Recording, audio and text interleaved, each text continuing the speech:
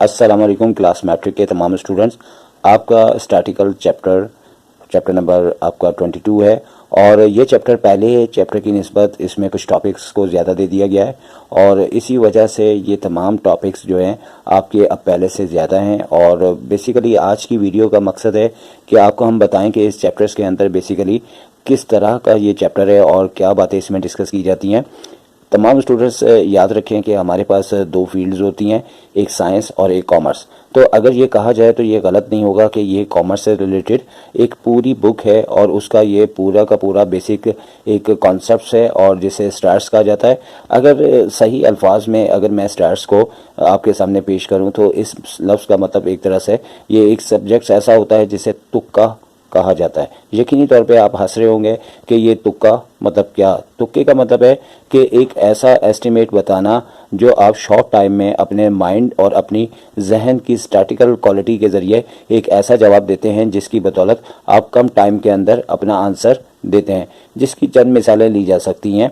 मिसाल के तौर पे अगर इलेक्शंस हो रहे हैं और उसमें 3 उम्मीदवार अगर खड़े हुए हैं और उनके हज़ारों के हिसाब से वोट है, अगर हर वोट को गिना जाएगा तो एक्चुअल रिजल्ट आने में बहुत ज़्यादा टाइम लगेगा।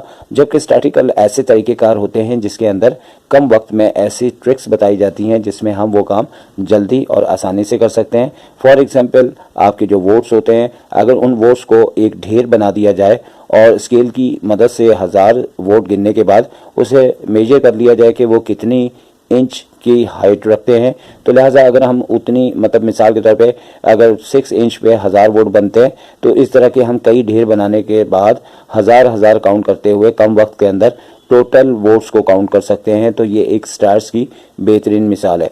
और अगर हम बुक के लिहाज से बात करें तो बुक के लिहाज से बात करते हुए हमारे पास 2 किस्म के स्टैटिकल मेथड होते हैं। एक अगर बात की जाए तो एवरेज निकालने को हम सेंटर ऑफ टेंडेंसी कहते हैं, जैसे कि आपको दिखाई दे रहा है, बुक के अंदर भी बताया गया है। तो सेंटर ऑफ टेंडेंसी निकालने का मतलब ये होता है, सेंटर ऑफ टेंडेंसी को आसान अल्फाज में एवरेज भी कहा जाता है। और एवरेज निकालने के हमारे पास पहले मैट्रिक में 3 मेथड्स थे और वैसे 5 मेथड हैं। अब 5 के 5 आपसे डिस्कस किए जाएंगे।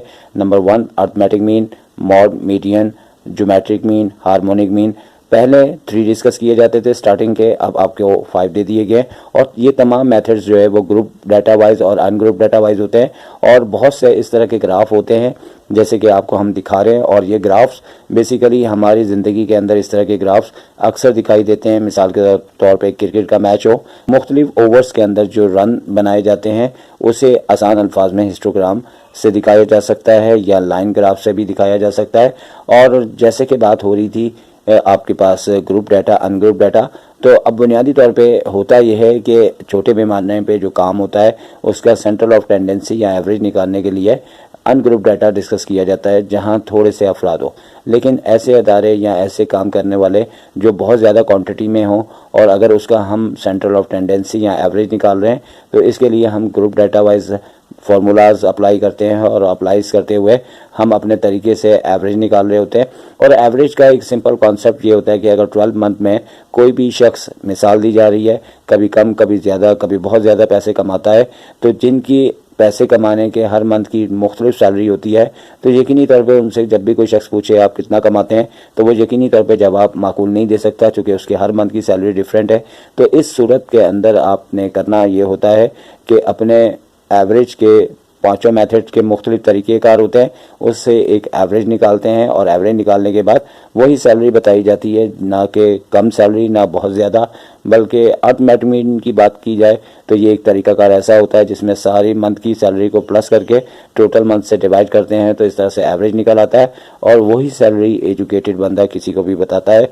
और उसके अलावा इससे अलग टॉपिक्स भी हैं, जैसे कि अगर हम आगे एक्सरसाइजों को डिस्कस करेंगे तो वहाँ पे डिस्पर्जन यानी कि उसके अंदर भी हमारे पास बहुत से टॉपिक हैं, जैसे रेंज है, वेरिएंस है, स्टैंडर्ड डेविएशन है।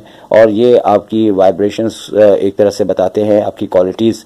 कोई भी प्रोडक्शन होती है उसमें जितना आपका रेंज, जितना आपका वेरिएंस, स्टैंडर्ड डेविएशन कम होता है उस चीज़ का उतना ही स्टैंडर्ड अच्छा होता है। इस मेथड से बहुत से ऐसे काम लिए जा सकते हैं, जैसे अगर फर्स्ट मिसाल के तौर पे 2 टीचर्स हैं और उनके सब्जेक्ट्स के मार्क्स आएँ तो हम इन मेथड्स के ज़रिए यानी कि डिस्पर्जन में रेंज, स्टैंडर्ड डेविएशन, वेरिएंस इसे यूज़ करते हुए बता सकते हैं کہ کون سے سبجیکٹس میں بہت ہی اچھا رزلٹ آیا اور کس میں برا آیا ہے. اسی طرح سے بہت سے ریسٹورنٹ ہو جہاں کھانوں کا معیار کبھی تو بہت اچھا ہو کبھی بہت برا ہو, تو یہ میتھڈ بتا دیتے ہیں کہ وہاں کا کھانا آخر اسٹینڈرڈ وائز ہے کہ نہیں ہے. تو اسی طرح سے ہم ان فارمولوں کے ذریعے اشیاء کی کوالٹیز کو یا بہت سے کھلاڑیوں کی پرفارمنس کو بھی چیک کر سکتے ہیں. تو اسی کے ساتھ ہم اجازت چاہیں گے, تھوڑا سا آپ کو انٹروڈکشن بتایا تو استاد شاہد کو اجازت دیجیے. ٹیک کیئر, اللہ حافظ.